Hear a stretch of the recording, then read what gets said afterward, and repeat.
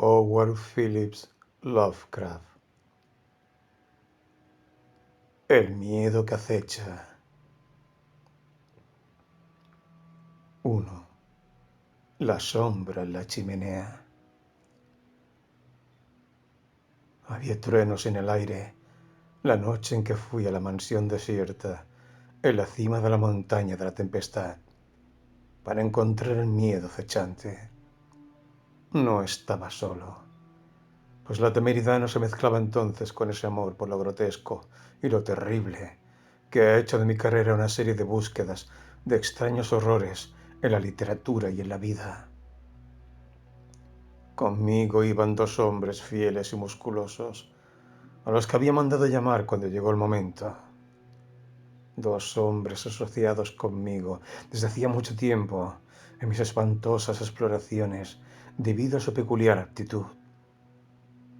Habíamos partido tranquilamente del pueblo por los periodistas que aún rondaban después del pánico Eldritch de un mes antes.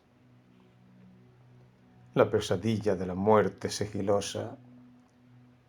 Más tarde, pensé, podrían ayudarme, pero entonces no los quería. Ojalá les hubiera dejado compartir la búsqueda para no tener que cargar con el secreto a solas durante tanto tiempo.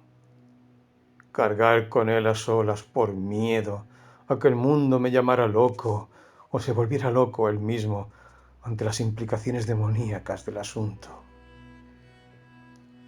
Ahora que lo cuento, de todos modos, para que las cavilaciones no me conviertan en un maníaco, desearía no haberlo ocultado nunca, porque yo, y solo yo, sé qué clase de miedo acechaba en aquella montaña espectral y desolada. En un pequeño coche motorizado recorrimos los kilómetros de bosque primitivo y colina hasta que el ascenso boscoso lo frenó. El paisaje tenía un aspecto más siniestro del habitual cuando lo veíamos de noche y sin las acostumbradas multitudes de investigadores, por lo que a menudo nos vimos tentados a utilizar el faro de acetileno, a pesar de la atención que podría atraer.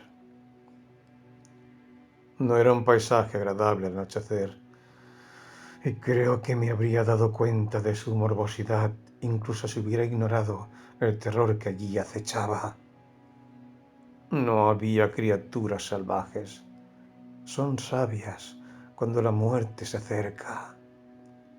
Los antiguos árboles marcados por los relámpagos parecían anormalmente grandes y retorcidos, y el resto de la vegetación anormalmente espesa y febril, mientras que los curiosos montículos y mogotes en la maleza y la tierra agujereada por la fulgurita me recordaban a las serpientes y a los cráneos de los hombres muertos hinchados hasta alcanzar proporciones gigantescas. El miedo había acechado en la montaña de la tempestad durante más de un siglo. Esto lo supe enseguida por los relatos periodísticos de la catástrofe que dio a conocer la región al mundo.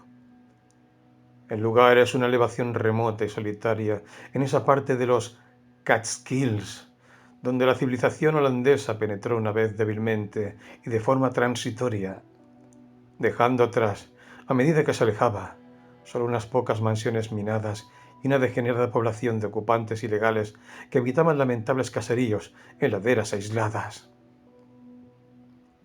Los seres normales rara vez visitaban la localidad hasta que se formó la policía estatal, e incluso ahora solo la patrullan con poca frecuencia.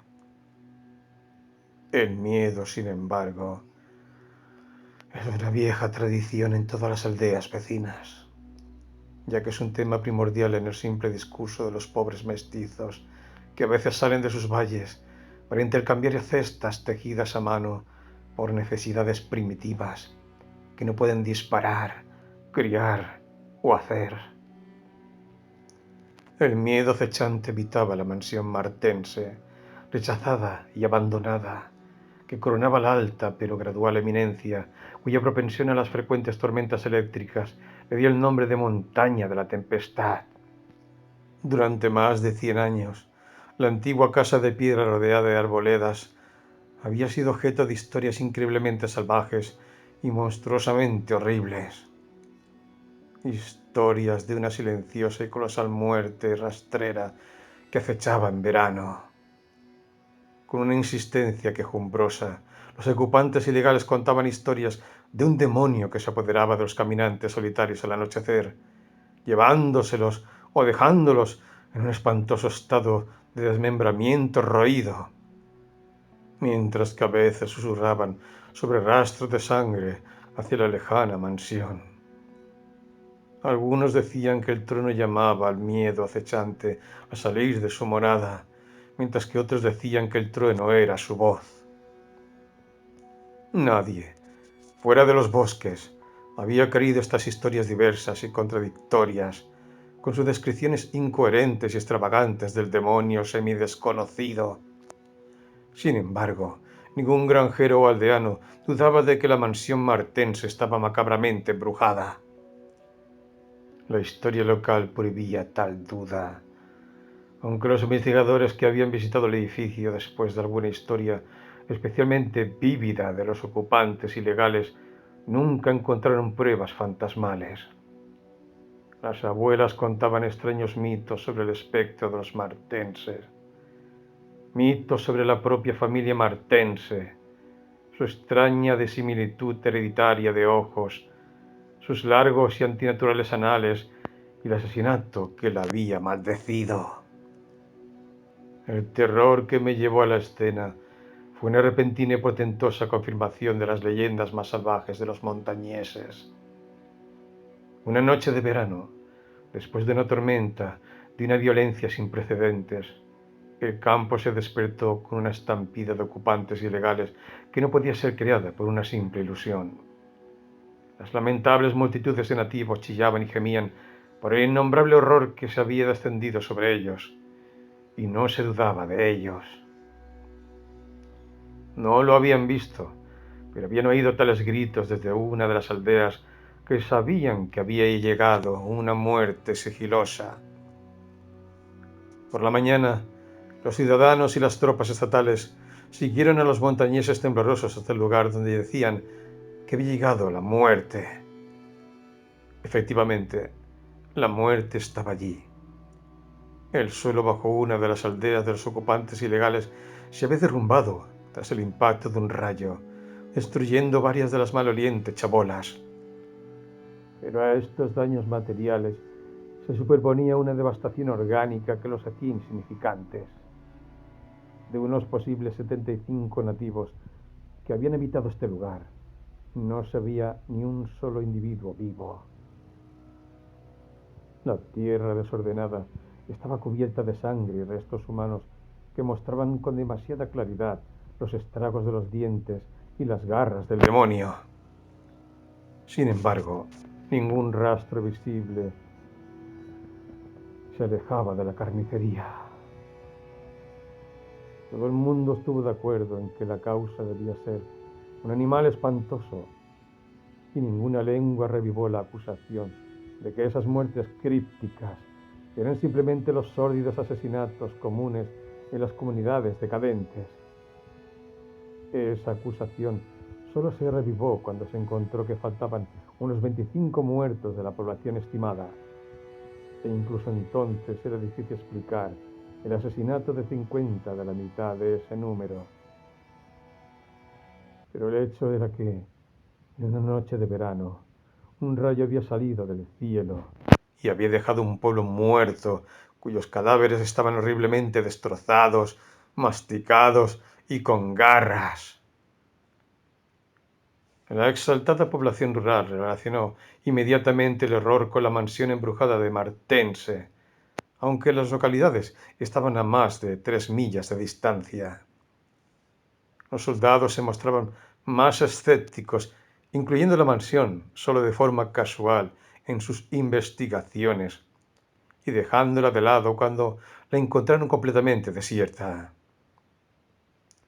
La gente del campo y de la aldea, sin embargo, sondeó el lugar con infinito cuidado, volcando todo lo que había en la casa, sondeando estanques y arroyos, derribando arbustos y saqueando los bosques cercanos. Todo fue en vano. La muerte que había llegado no había dejado más rastro que la propia destrucción. Al segundo día de la búsqueda, el asunto fue tratado en su totalidad por los periódicos, cuyos reporteros recorrieron la montaña de la tempestad.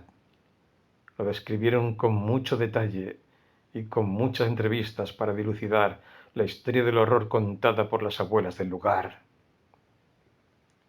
Al principio seguí los relatos con languidez, pues soy un conocedor de los horrores, pero al cabo de una semana detecté una atmósfera que me conmovió extrañamente, de modo que el 5 de agosto de 1921 me inscribí entre los reporteros que abarrotaron el hotel de Le First Corners, el pueblo más cercano de la montaña de la tempestad y reconocida sede de los buscadores.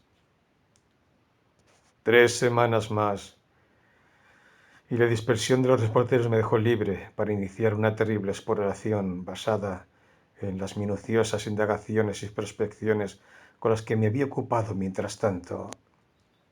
Así que, en esta noche de verano, mientras retumbaban truenos lejanos, dejé un silencioso automóvil y subí con 2 compañeros armados los últimos tramos cubiertos de montículos de la montaña de la tempestad. Lanzando los rayos de una antorcha eléctrica sobre las espectrales paredes grises que empezaban a aparecer a través de gigantescos robles por delante. En esta mórbida soledad nocturna y a la débil iluminación cambiante, la vasta pila en forma de caja mostraba oscuros indicios de terror que el día no podía descubrir. Sin embargo, no dudé, ya que había venido con la feroz resolución de probar una idea. Creía que el trueno llamaba al demonio de la muerte desde algún temible lugar secreto, y fuera ese demonio una entidad sólida o una pestilencia vaporosa, tenía la intención de verlo. Ya había registrado a fondo la ruina, por lo que tenía muy claro mi plan. Elegí como sede de mi vigilia la antigua habitación de Jan Martensen, cuyo asesinato ocupa un lugar tan importante en las leyendas rurales. Sentí sutilmente que el apartamento de esta antigua víctima era el mejor para mis propósitos. La cámara, que medía unos 6 metros cuadrados, contenía, al igual que las demás habitaciones, algunos desechos que habían sido muebles.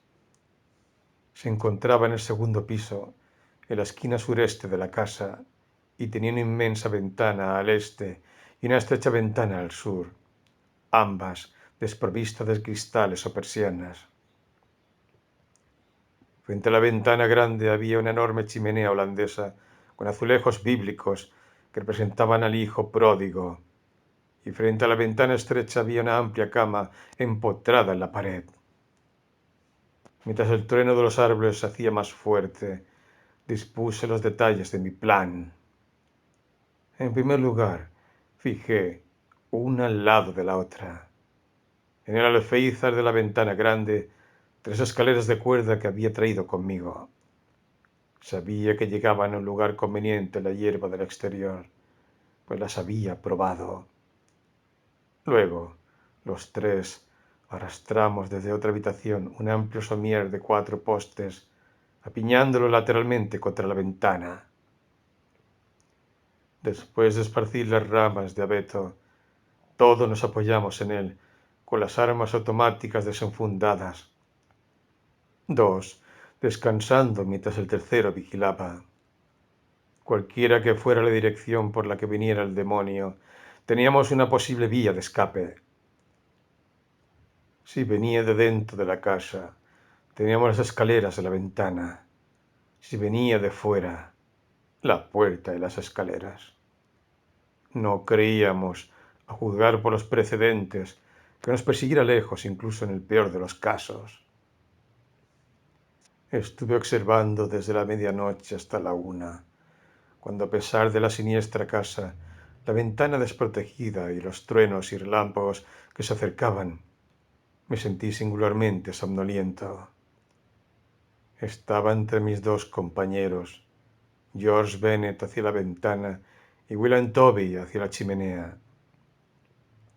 Bennet estaba dormido. Al parecer había sentido la misma somnolencia anómala que me afectaba a mí, así que designé a Toby para la siguiente guardia, aunque incluso él cabeceaba. Es curioso que haya estado observando la chimenea con tanta atención. El aumento de los truenos debió de afectar a mis sueños, pues en el breve tiempo que dormí me vinieron visiones apocalípticas. Una vez me desperté en parte, probablemente porque el que dormía hacia la ventana me había pasado un brazo por el pecho con inquietud. No estaba lo suficientemente despierto para ver si Toby cumplía con sus deberes de centinela, pero sentí una clara ansiedad al respecto. Nunca antes la presencia del mal me había oprimido tan conmovedoramente. Más tarde debí quedarme dormido de nuevo, porque fue de un caos fantasmal que mi mente saltó cuando la noche se volvió espantosa con gritos más allá de mi experiencia o imaginación anteriores. En esos chillidos, el alma más íntima del miedo y la agonía humanos arañaba desesperada y locamente las puertas de ébano del olvido. Desperté a la locura roja y a la burla del diabolismo, a medida que más y más allá de las vistas inconcebibles, esa angustia fóbica y cristalina retrocedía y reverberaba. No había luz, pero supe por el espacio vacío a mi derecha que Toby se había ido. Solo Dios sabía a dónde. Sobre mi pecho aún yacía el pesado brazo del durmiente a mi izquierda. Entonces llegó el devastador rayo que sacudió toda la montaña, iluminó las criptas más oscuras de la vetusta arboleda y astilló al patriarca de los árboles retorcidos. En el destello demoníaco de una monstruosa bola de fuego, el durmiente se levantó súbitamente, mientras el resplandor del otro lado de la ventana arrojaba su sombra vívidamente sobre la chimenea de la que mis ojos nunca se habían apartado. Que todavía esté vivo y cuerdo es una maravilla que no puedo comprender.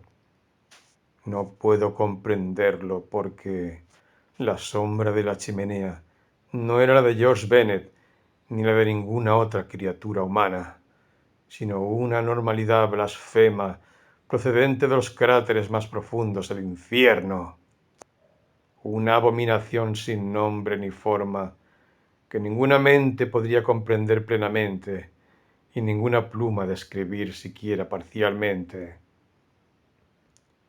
En un segundo más estaba solo en la mansión maldita, temblando y farfullando. George Bennet y William Toby no habían dejado ningún rastro, ni siquiera de lucha. Nunca más se supo de ellos. 2. Un transeúnte la tormenta. Durante días, después de aquella horrible experiencia en la mansión asolada por el bosque, permanecí nervioso y agotado en la habitación de mi hotel, el First Corners. No recuerdo exactamente cómo me las arreglé para llegar al coche, arrancarlo y deslizarme sin ser observado de vuelta al pueblo, pues no conservo ninguna impresión clara, salvo la de árboles titanes de brazos salvajes, murmullos demoníacos de truenos y sombras caronianas sobre los montículos bajos que salpicaban y rayaban la región.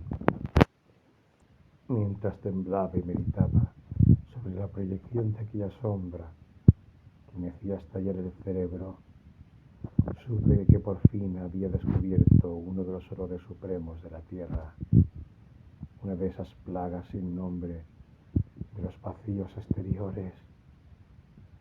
cuyos débiles arañazos demoníacos oímos a veces en el borde más lejano del espacio, pero de los que nuestra propia visión finita nos ha dado una misericordiosa inmunidad.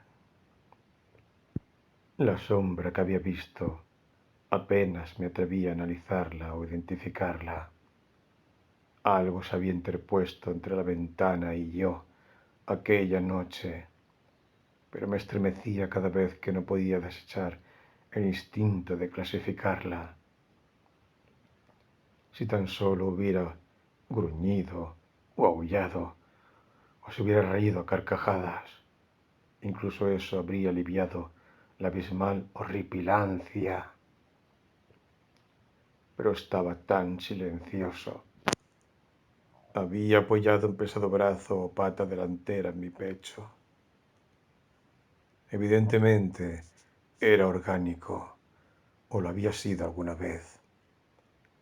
Jan Martensen, cuya habitación había invadido, estaba enterrado en un cementerio cerca de la mansión. Debo encontrar a Bennett y a Tobey, si es que vivían. ¿Por qué los había escogido a ellos y me había dejado a mí para el final? La somnolencia es tan sofocante y los sueños son tan horribles. En poco tiempo me di cuenta de que debía contar mi historia a alguien o desmoronarme por completo.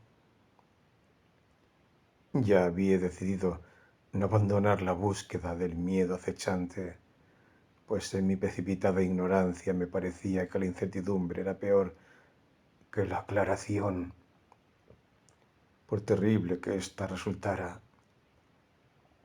En consecuencia, resolví en mi mente el mejor curso a seguir, a quién seleccionar para mis confidencias y cómo rastrear la cosa que había borrado a dos hombres y proyectado una sombra de pesadilla.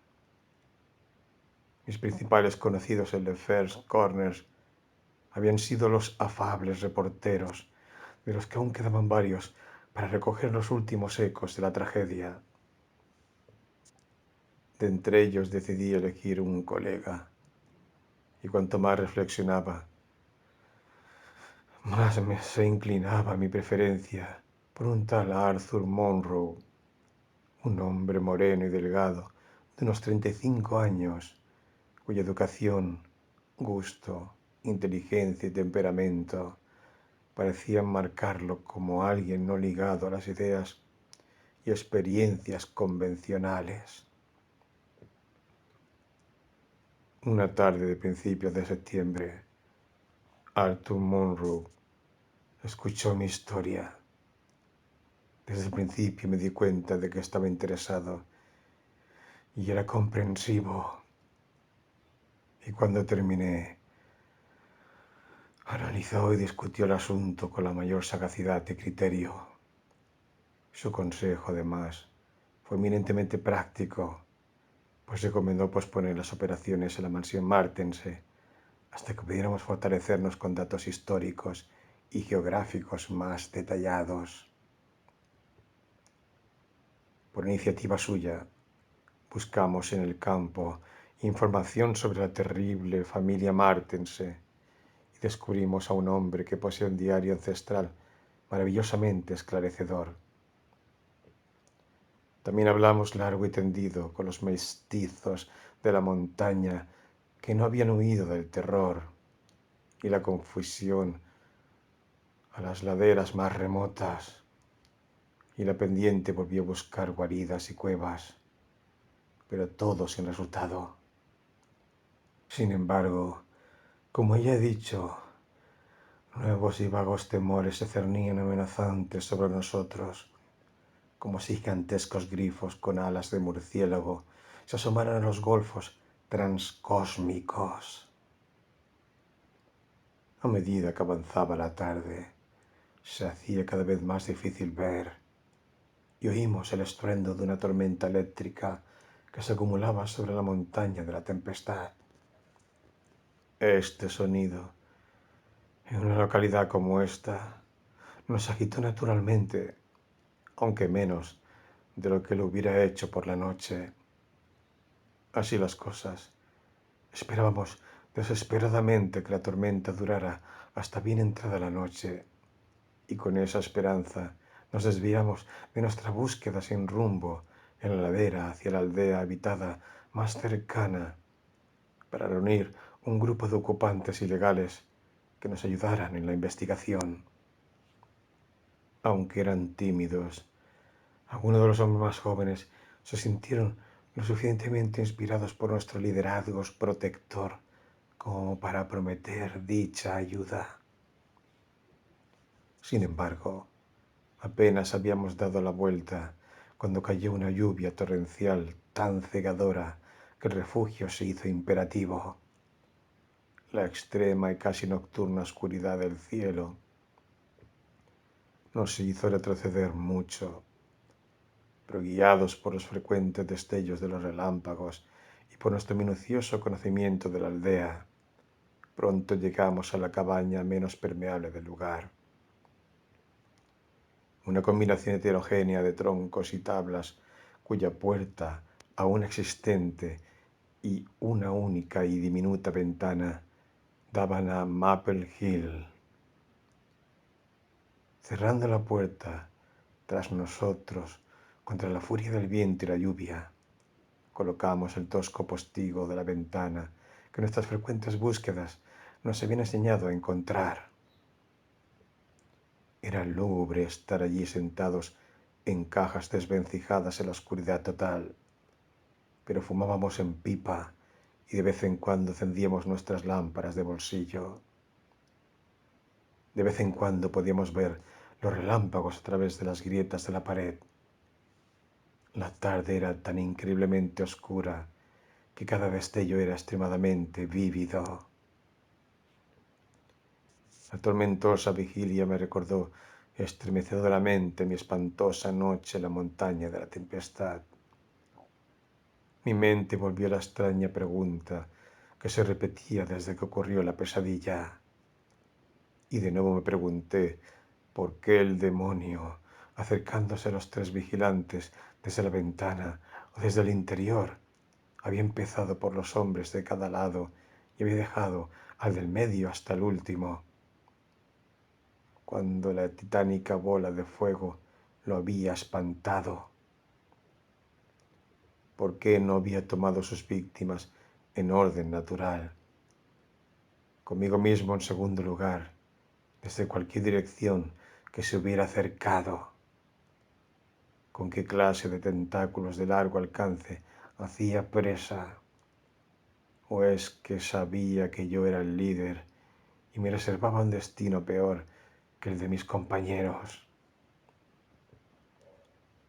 En medio de estas reflexiones, como si se hubiera dispuesto dramáticamente para intensificarlas, cayó cerca un tremendo rayo seguido del sonido de la tierra deslizándose. Al mismo tiempo, el viento lobuno se elevó a crescendos endemoniados de ululación. Estábamos seguros de que el único árbol de Maple Hill había sido golpeado de nuevo, y Munro se levantó de su caja y se dirigió a la pequeña ventana para comprobar los daños. Cuando abrió la persiana, el viento y la lluvia aullaban ensordecedoramente, de modo que no pude oír lo que decía, pero esperé mientras asomaba y trataba de comprender el pandemonium de la naturaleza. Poco a poco, la calma del viento y la dispersión de la inusual oscuridad indicaron que la tormenta había pasado. Esperaba que durara hasta la noche para ayudar a nuestra búsqueda, pero un rayo de sol furtivo procedente de un nudo detrás de mí eliminó la probabilidad de que así fuera, sugiriendo a Monroe que era mejor que nos alumbráramos aunque llegaran más chubascos. Descerrajé y abrí la tosca puerta.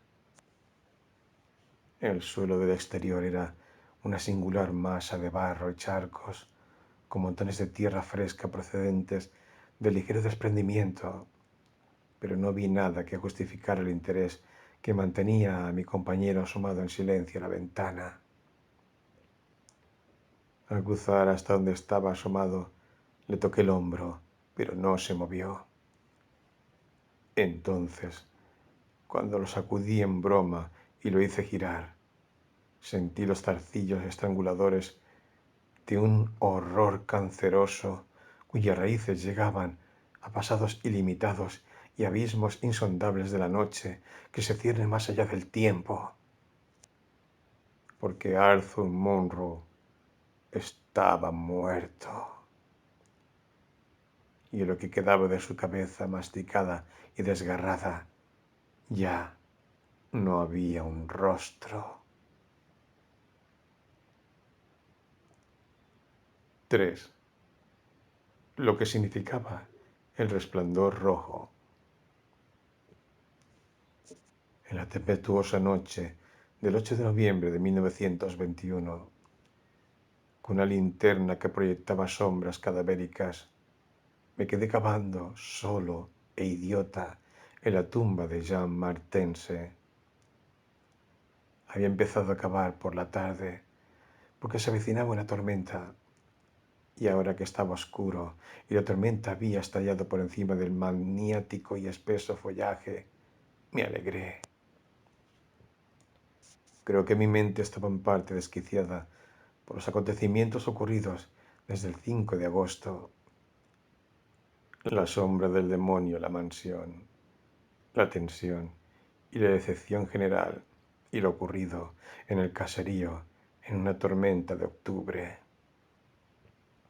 Después de eso, había cavado una tumba para alguien cuya muerte no podía entender. Sabía que los demás tampoco podían entenderlo, así que dejé que pensaran que Arthur Monroe se había marchado. Buscaron, pero no encontraron nada. Los ocupantes ilegales podían haber comprendido, pero no me atreví a asustarlos más. Yo mismo parecía extrañamente insensible. Aquella conmoción en la mansión había hecho mella en mi cerebro y solo podía pensar en la búsqueda de un horror que ahora había alcanzado una talla cataclísmica en mi imaginación. Una búsqueda que el destino de Arthur Monroe me hizo jurar que mantendría en silencio y en soledad.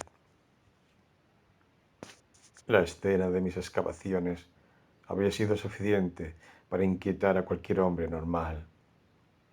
Unos árboles primigenios de tamaño, edad y grotescos se asomaban por encima de mí, como los pilares de un templo druídico infernal, amortiguando los truenos, silenciando el viento y emitiendo muy poca lluvia.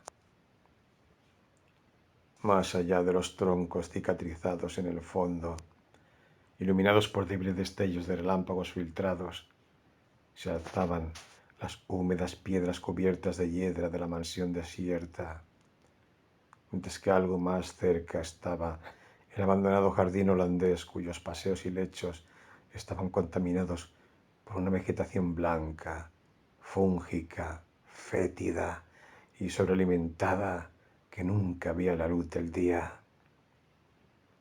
Y más cerca de todo estaba el cementerio, donde los árboles deformes agitaban ramas insanas, mientras sus raíces desplazaban las losas profanas y chupaban el veneno de lo que había debajo. De vez en cuando, bajo el manto marrón de las hojas que se pudrían y supuraban en la oscuridad del bosque antediluviano, podía trazar los siniestros contornos de algunos de esos montículos bajos que caracterizaban la región atravesada por el rayo. La historia, en efecto, era todo lo que tenía después de que todo lo demás terminara en un satanismo burlón. Ahora creía que el miedo que acechaba no era un ser material, sino un fantasma con colmillos de lobo que cabalgaba el rayo de medianoche. Y creía, por las masas de tradición local que había desenterrado en la búsqueda con Arthur Monroe, que el fantasma era el de Jean Martense, muerto en 1762. Por eso estaba cavando de forma idiota en su tumba. La mansión Martense fue construida en 1670 por Jerry Martense, un acaudalado comerciante de Nueva Ámsterdam, al que no le gustaba el cambio de orden bajo la dominación británica y que construyó ese magnífico domicilio en una remota cumbre boscosa cuya soledad no transitada y su inusual paisaje le agradaban. La única decepción importante que encontró en este lugar fue la relativa a la prevalencia de violentas tormentas eléctricas en verano. Cuando eligió la colina y construyó su mansión, Miner Martense había atribuido estos frecuentes estallidos naturales a alguna peculiaridad del año,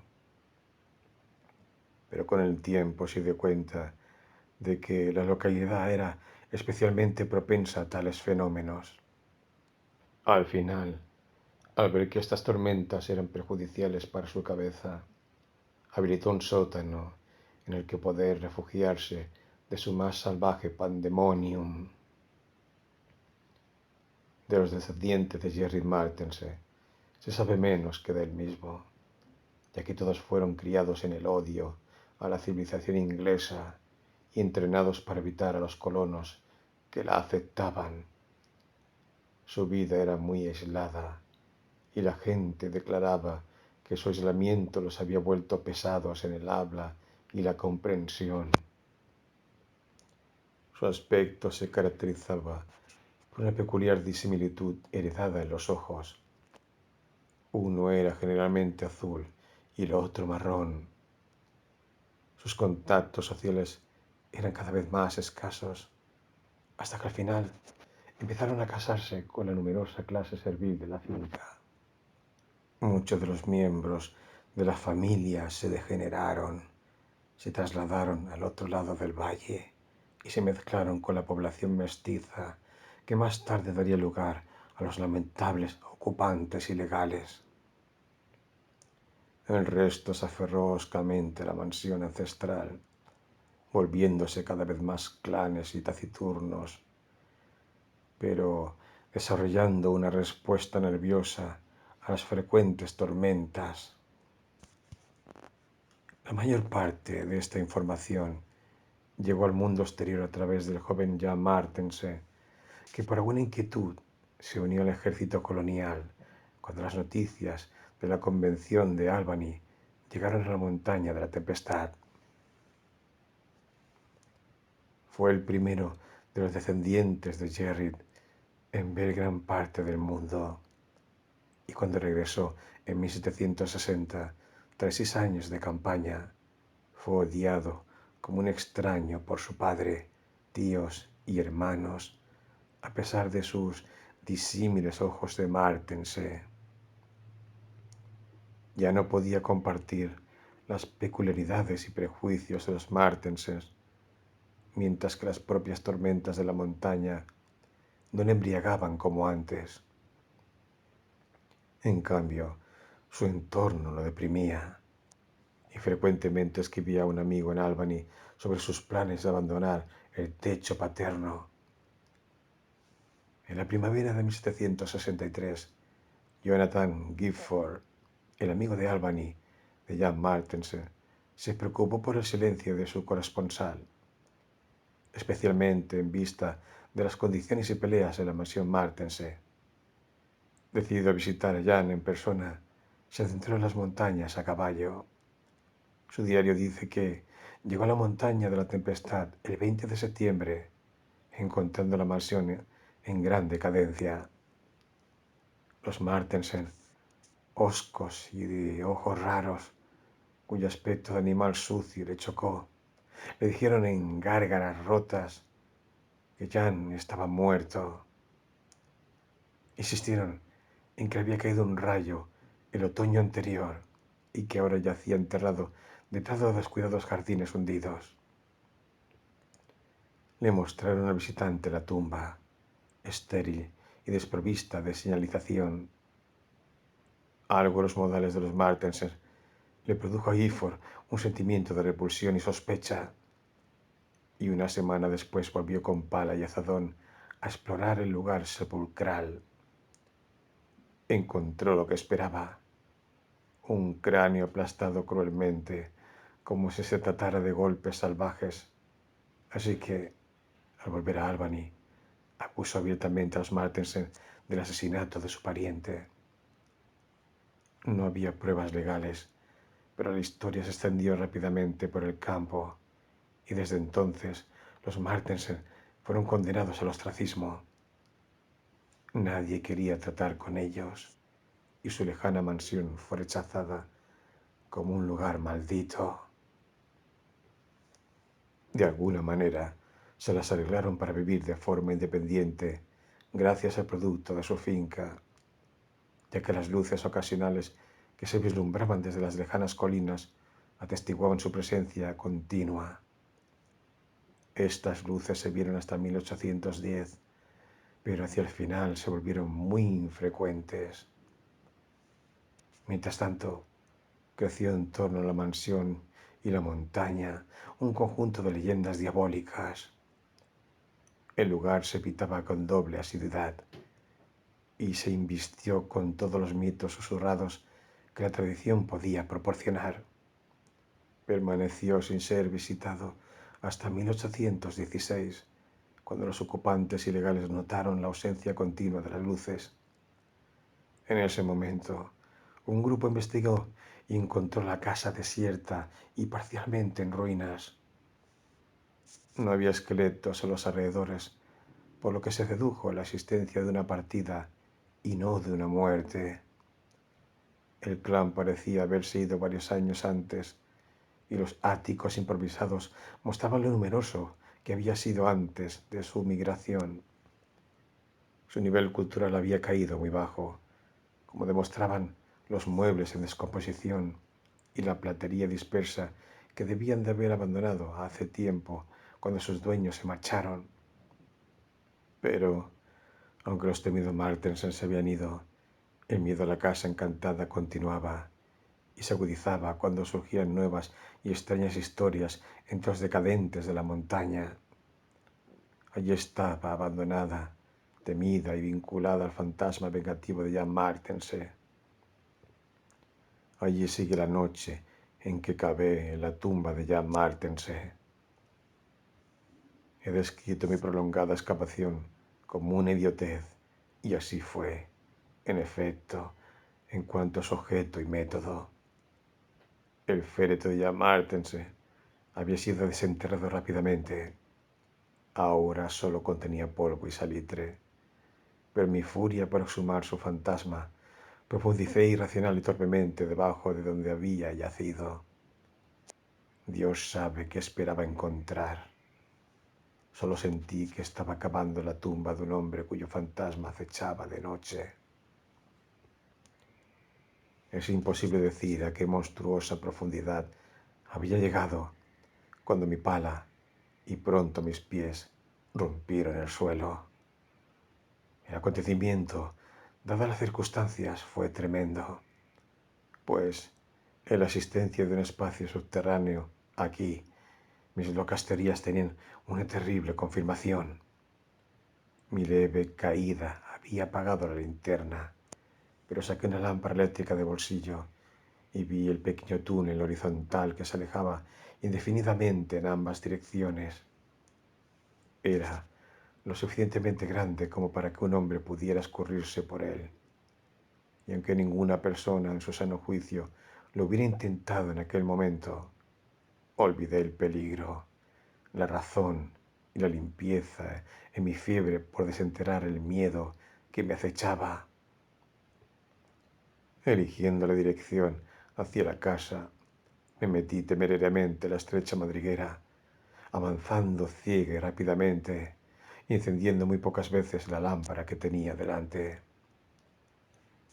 ¿Qué lenguaje puede describir el espectáculo de un hombre perdido en una tierra infinitamente abismal, dando zarpazos, retorciéndose, resollando, revolviéndose enloquecido a través de las circunvoluciones hundidas de una negrura inmemorial, sin una idea de tiempo, seguridad, dirección u objeto definido.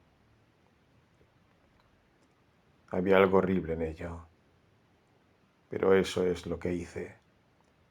Lo hice durante tanto tiempo que la vida se desvaneció hasta convertirse en un recuerdo lejano, y me convertí en uno con los topos y larvas de las profundidades nocturnas.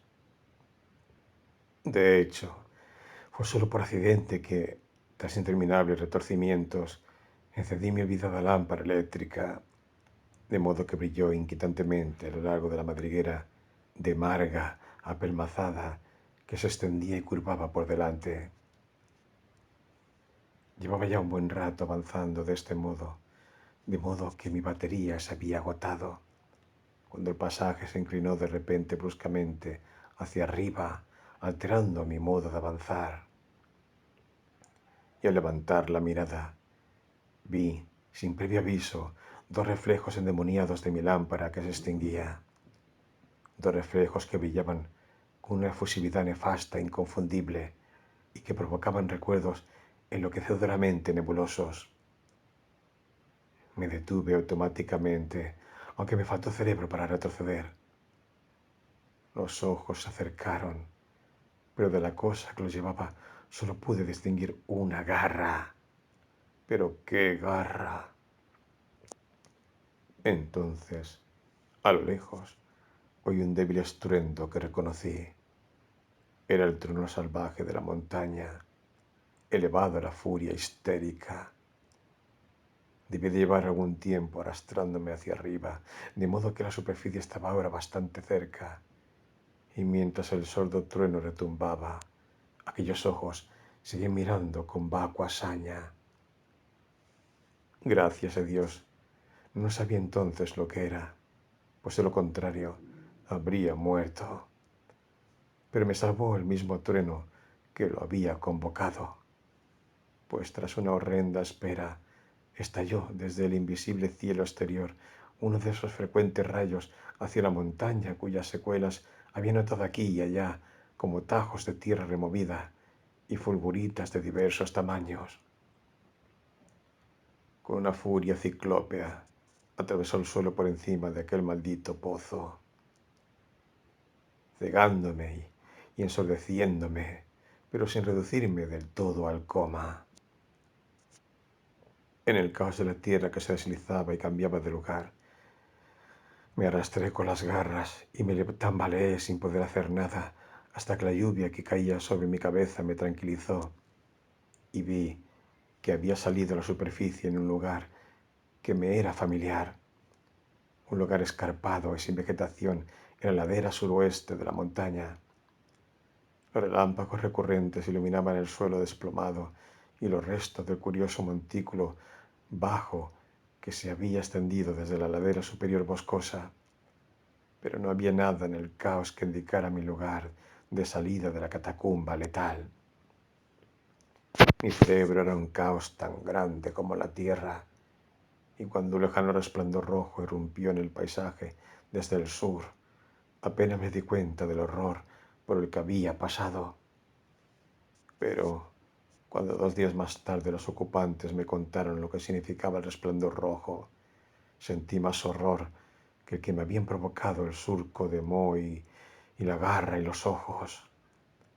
Más horror por las implicaciones abrumadoras.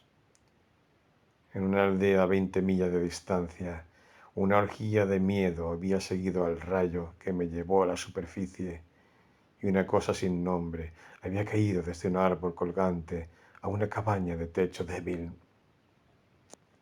Había hecho una hazaña, pero los ocupantes ilegales habían disparado a la cabaña con frenesí antes de que pudiera escapar.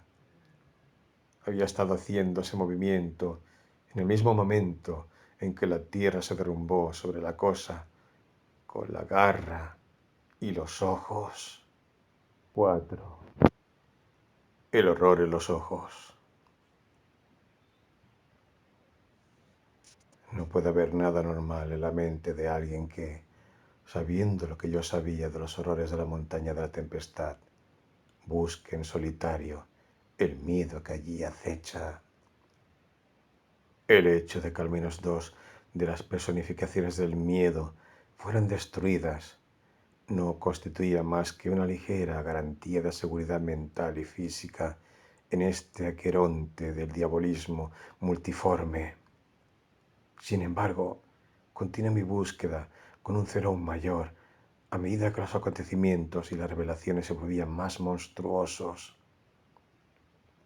Cuando, 2 días después de mi espantoso arrastre a través de aquella cripta de los ojos y la garra, supe que una cosa se había cernido malignamente a 20 millas de distancias, en el mismo instante en que los ojos me miraban, experimenté virtuales convulsiones de espanto. Pero ese miedo estaba tan mezclado con el asombro y la grotesca seducción que era casi una sensación agradable.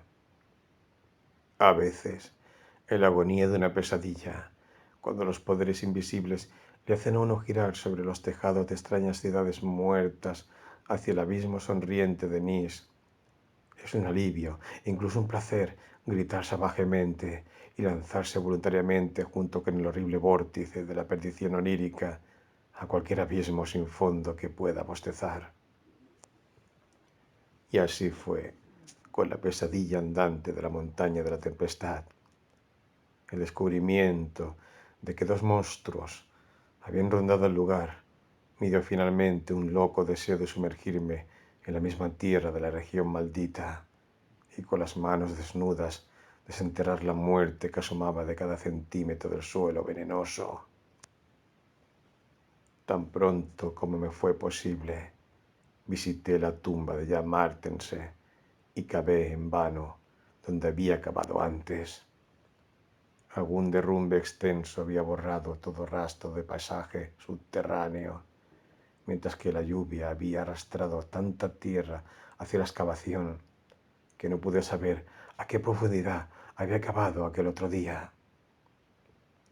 También hice un difícil viaje a la lejana aldea donde se había quemado a la criatura de la muerte, y no obtuve mucha recompensa por mis esfuerzos.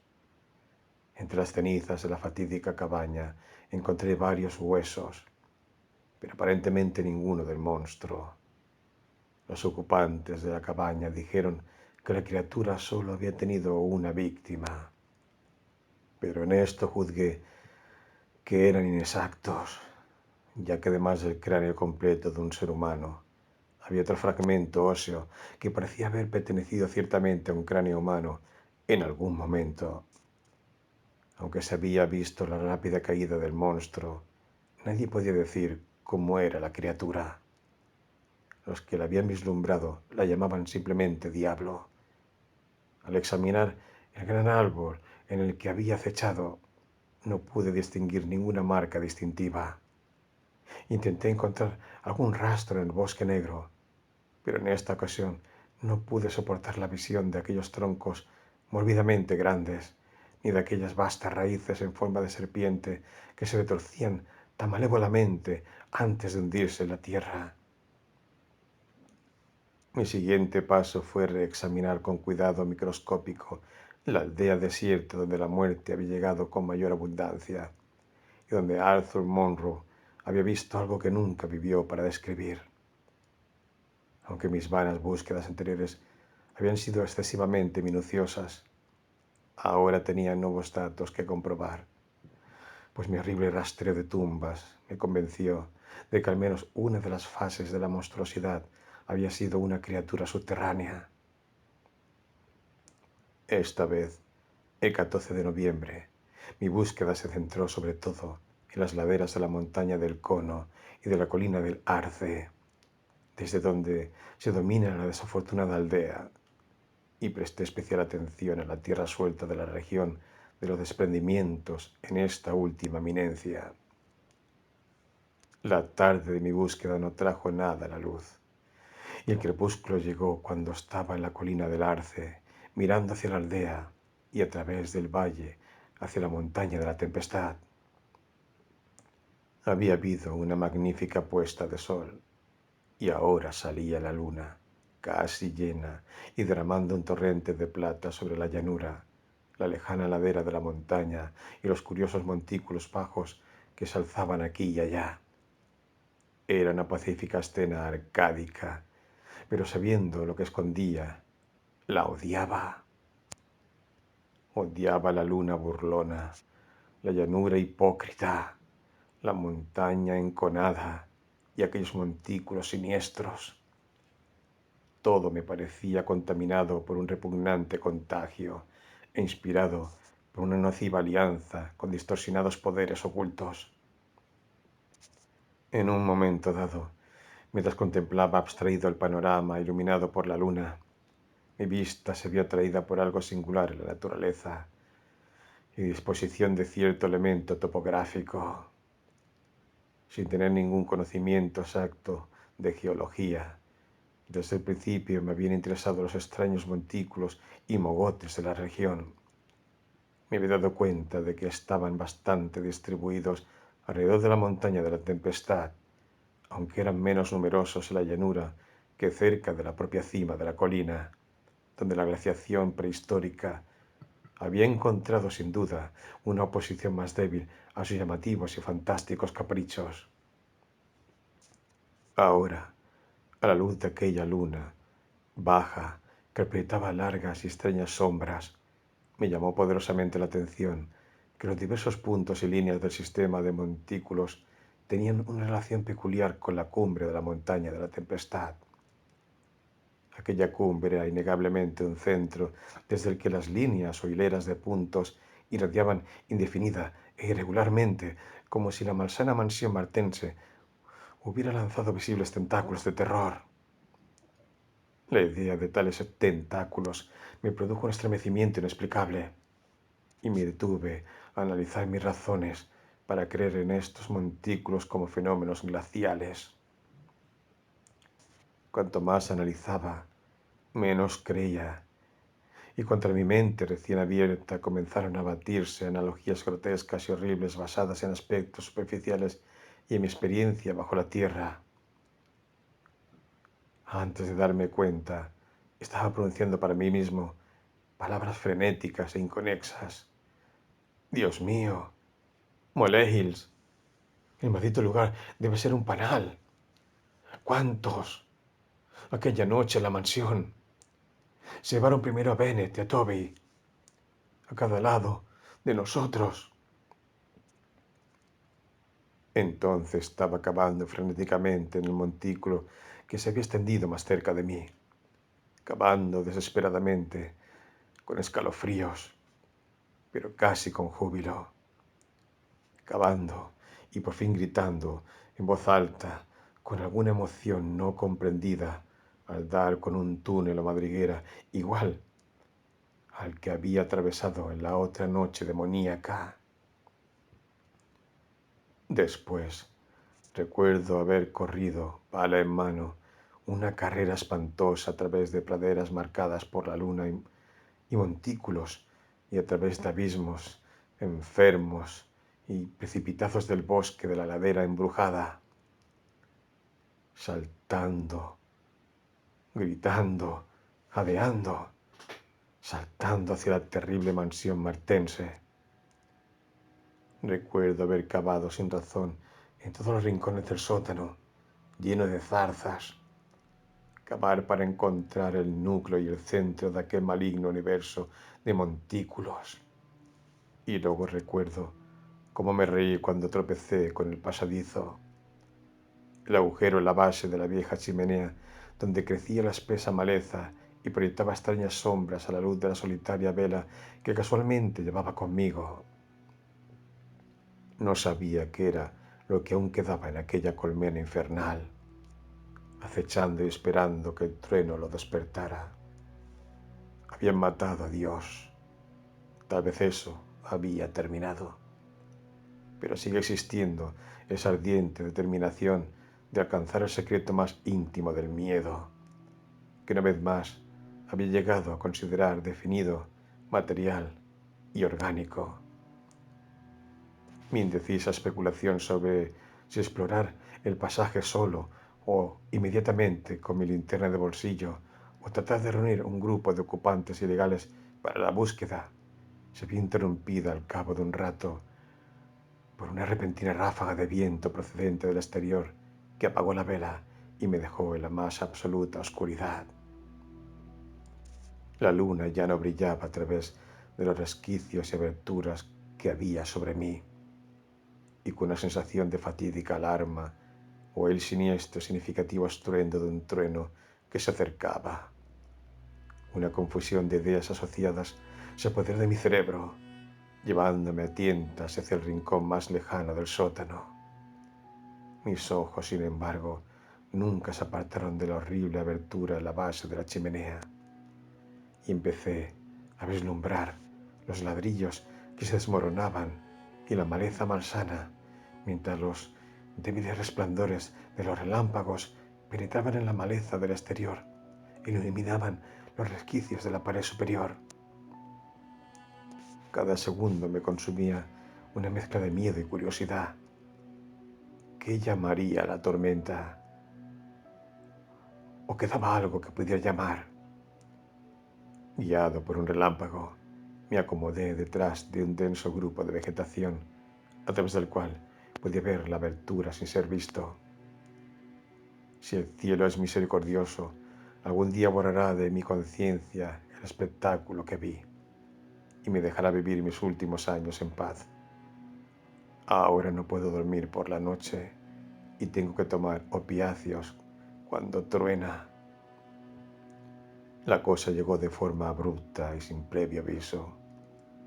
Un demonio, una rata que se escabullía desde fosas remotas e inimaginables, un jardín infernal y gruñidos, ahogados, y luego, desde aquella abertura bajo la chimenea, un estallido de vida multitudinaria y leprosa, un repugnante torrente nocturno de corrupción orgánica, más devastadoramente horrible que las más negras conjeturaciones de la locura y la morbosidad mortales.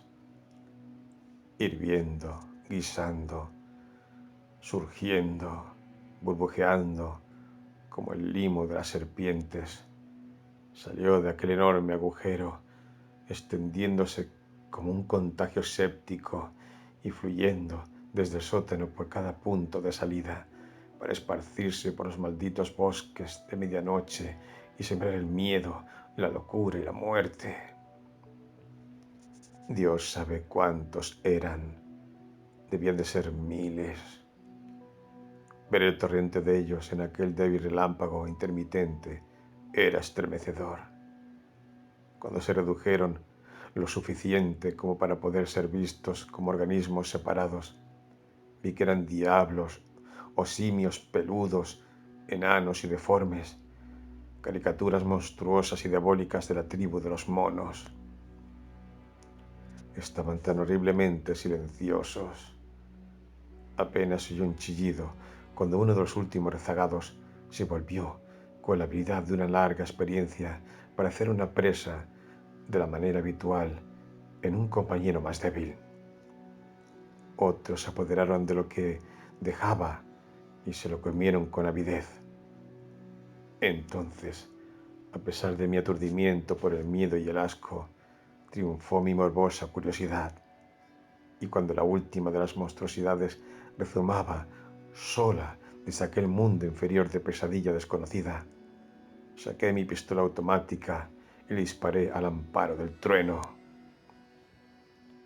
Sombras chillonas, escurridizas y torrenciales de roja locura viscosa, persiguiéndose unas a otras a través de interminables y ensangrentados corredores de cielo púrpura fulgurante. Fantasmas sin forma y mutaciones caleidoscópicas de una escena macabra y recordada. Bosque de monstruosos jugos innombrables de una tierra verminosa con millones de demonios caníbales. Tentáculos como montículos que tantean desde núcleos subterráneos de perversión polipoidea. Rayos de mente sobre malignos muros de hiedra y arcadas demoníacas ahogadas con vegetación fúngica. Agradezca al cielo el instinto que me llevó inconsciente a los lugares donde habitan los hombres, a la pacífica aldea que dormía bajo las tranquilas estrellas de los cielos despejados. Me había recuperado lo suficiente en una semana como para enviar a Albany una cuadrilla de hombres que volaran con dinamita a la mansión Martense y toda la cima de la montaña de la tempestad, taparan todos los túneles descubiertos y destruyeran ciertos árboles sobrealimentados cuya sola existencia parecía un insulto a la cordura.